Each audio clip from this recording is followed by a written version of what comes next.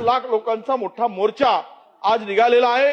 सरकारला आमची विनंती आहे की आपण बदर समितीचा अहवाल आल्याशिवाय हे कुठेही पुढचं पाऊल उचलू नये, त्यावर चर्चा करूनच आपण निर्णय घ्यावा अशी आमची सरकारला विनंती आहे। अध्यक्ष माननीय अध्यक्ष महोदय, पहिल्यांदा तर मला हे लक्षात आणून द्यायचं आहे की सरकारने घेतलेला कुठलाही निर्णय नाही, माननीय सर्वोच्च न्यायालयाने हा निर्णय घेतलेला आहे की सगळ्या राज्यांमध्ये शेड्यूल कास्ट ही जी कॅटेगरी आहे, या कॅटेगरीमध्ये ज्या जाती मागे राहिलेल्या आहेत त्या आयडेंटिफाय करून त्यांना जे काही प्रतिनिधित्व मिळालेलं आहे त्यात जे काही डिस्टन्स आहे ते कमी करण्याच्या दृष्टीनं उपवर्गीकरण करावं। त्यामुळे पहिल्यांदा तर शेड्यूल कास्टच्या आरक्षणामध्ये कोणा दुसऱ्याला आणण्याचा हा विषय नाहीये, तर शेड्यूल कास्टच्या आरक्षणामध्ये जे मागे राहिले आहेत त्यांना सुप्रीम कोर्टाने समोर आणायला सांगितलं।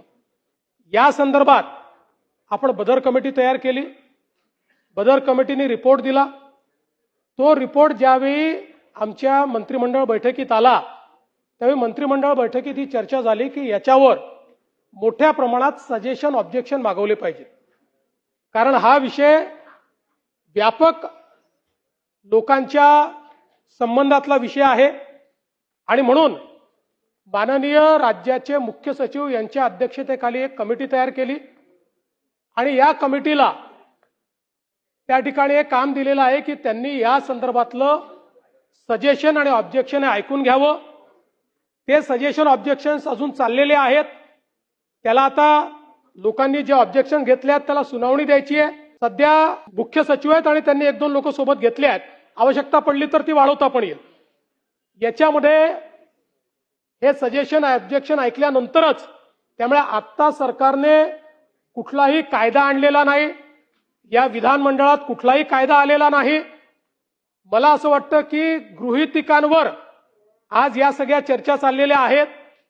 सरकारचं स्पष्ट मत आहे, व्यापक चर्चेअंतीच अंतिम निर्णय सरकार करेल। हा निर्णय करत असताना माननीय सर्वोच्च न्यायालयाने जे निर्देश दिलेले आहेत त्या निर्देशांचं तंतोतंत पालन होईल। कोणावरही अन्याय करण्याचा सरकारचा मानस नाहीये आणि शेड्यूल कास्ट समाजामध्ये कोणी जर मागे राहिलं असेल तर त्याला पुढे आणण्याकरता जी काही उचित उपाययोजना आहे ही उपाययोजना केली जाईल।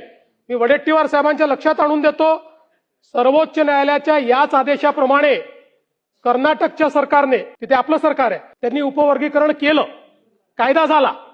तेलंगणात आपलं सरकार आहे, त्या ठिकाणी उपवर्गीकरण केलं, कायदा झाला। महाराष्ट्रात मात्र आम्हाला हे लादायचं नाहीये, आम्हाला सहमतीने सर्वांना विश्वासात घेऊन आणि कायद्याचं तंतोतंत पालन करत हे करायचं आहे। त्यामुळे मी पुन्हा सांगतो, कमिटी सगळ्यांचं म्हणणं ऐकून घेईल, विधिमंडळाच्या सदस्यांशी देखील चर्चा होईल आणि त्यानंतरच अंतिम निर्णय या संदर्भातला घेतला जाईल। कोणीही गृहीतकांच्या आधारावर, अफवांच्या आधारावर या ठिकाणी कुठलंही मत बनवणं हे योग्य होणार नाही।